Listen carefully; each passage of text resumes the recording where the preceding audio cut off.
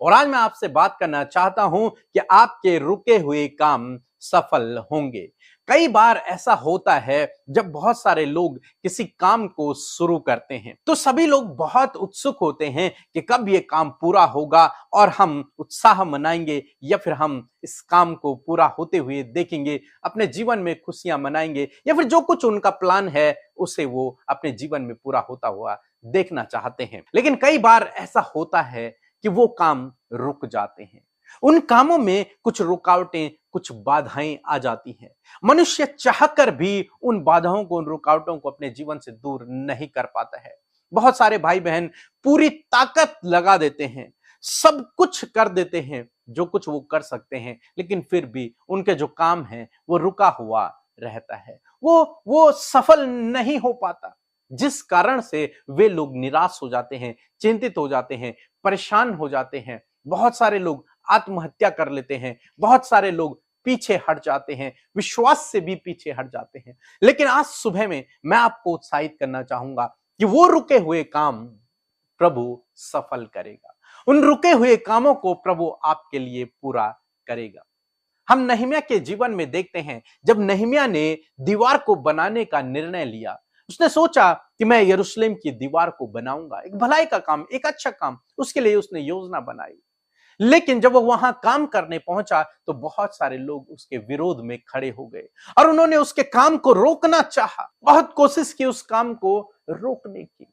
तो हम देखते हैं कि रुकावटें आती हैं, बाधाएं आती हैं। बहुत सारे कामों में लोग रुकावट पैदा करते हैं। हो सकता है आपके जीवन में भी इसी प्रकार हो। आपने कोई काम शुरू किया और उसमें रुकावटें आ गई, बाधाएं आ गई।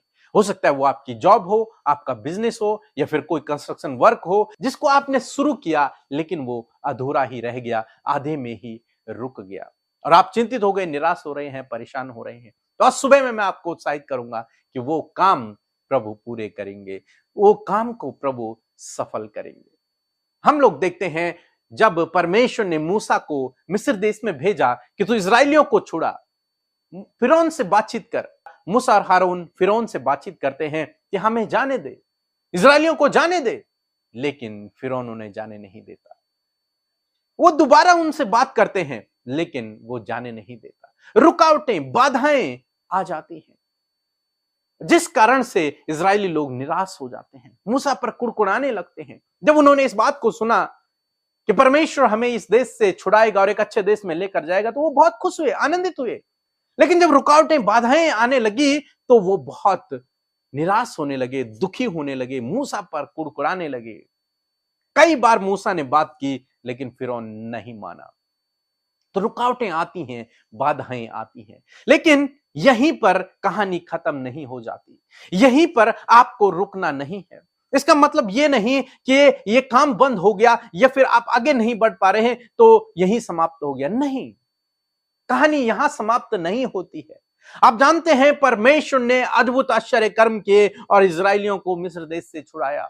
आप जानते हैं कि नहम्याह ने भी जिस दीवार को बनाने का निर्णय लिया था उस दीवार को पूरा किया, विरोध के बावजूद भी, रुकावटों और बाधाओं को बावजूद भी। क्यों? क्योंकि परमेश्वर उसके संग में है, क्योंकि परमेश्वर अपने लोगों के लिए कार्य करता है। आज सुबह में मैं आपको उत्साहित करूंगा कि प्रभु आपके लिए भी कार्य करेंगे, आपके जीवन में भी प्रभु कार्य करेंगे। जैसे इनके लिए किया वैसे ही प्रभु आपके लिए भी करेंगे। चाहे कितनी भी रुकावटें, कितनी भी बाधाएं क्यों ना आ जाएं, आपको निराश नहीं होना है। बाइबल कहती है नीति वचन की किताब उसका 16 अध्याय 3 पद, अपने कामों को यहोवा पर डाल दे, वह तेरी कल्पनाओं को सिद्ध करेगा। इन कामों को जिनमें रुकावटें आ गई हैं, जिनमें बाधाएं आ गई हैं, जो रुके हुए हैं, इनको परमेश्वर के हाथों में दे दो। वो अपने अनुसार उन कामों को सही करेगा, उन कामों को सफल करेगा। आप सोच सोच कर चिंतित ना होएं, आप सोच सोच कर निराश ना होएं, आप अपने जीवन में कोई गलत निर्णय न लें उन परिस्थितियों को देखकर, बल्कि उन कामों को यहोवा पर डाल दें। अपने जीवन में आप आगे बढ़ते चले जाएं और जो काम रुक गए हैं उन्हें आप परमेश्वर पर डाल दें। उन रुके हुए कामों को प्रभु सफल करेगा, जैसे नहम्याह के लिए किया, जैसे मूसा के लिए किया, इजरायलियों के लिए किया, वैसे ही प्रभु आपके जीवन में भी करेगा, आपके लिए भी करेगा। इसलिए दोस्तों, उन रुके हुए कामों को देखकर आप निराश ना हों, चिंतित ना हों, परेशान ना हों, दुखी ना हों, पीछे ना हट जाएं। बल्कि ऐसे समय में आपको और मजबूती से विश्वास में बने रहना है, प्रार्थना में लगे रहना है, क्योंकि सही समय पर प्रभु आपको बढ़ाएगा, उन बंद दरवाजों को प्रभु खोल देगा, उन रुकावटों को प्रभु दूर कर देगा और आपके उन रुके हुए कामों को प्रभु सफल करेगा। सो प्रभु आपको इस वचन के द्वारा बहुतायत से आशीष दे।